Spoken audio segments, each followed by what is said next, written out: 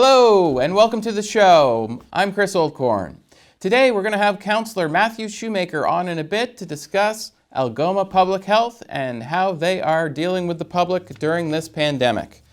But first, we have now hit 1 million cases of coronavirus worldwide. 1 million cases. We also have 51,000 people who have died, with the most deaths being in Italy, Spain, and America. So what are Canadians doing about COVID-19? Well, 76% of them are voluntarily self-isolating.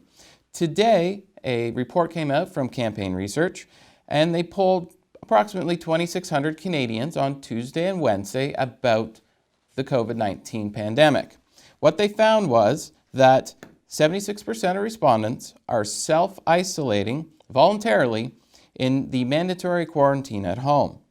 14% are not in self-isolation because they're still going to work because they're considered an essential service. So for example, I'm considered essential service as a journalist. Healthcare workers are considered essential services. When you go to Walmart or your Metro or Pinos, those employees are considered essential services because people still need food. Also, when you go to the pharmacy, they're considered an essential service as well. So Trudeau and Ford have been asking people to stay at home and not go out except for only the necessary trips, food, pharmaceutical medication, etc.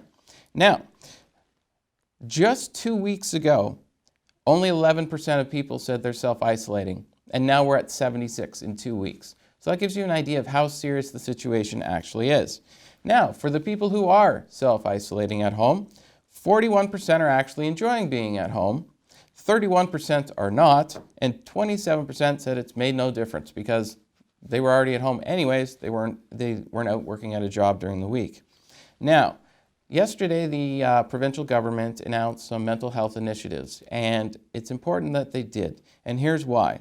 59% of respondents were feeling upset, 50% were feeling depressed, 22% said they're drinking more alcohol, 10% said they're smoking more pot, and 7% are now smoking more cigarettes than usual. Probably shouldn't be filling your lungs with smoke when COVID-19's out there, when it's about ready to come after your lungs, as one of the things that it actually does, with difficulty breathing and coughing, as well as having a fever. We'll be right back after the break.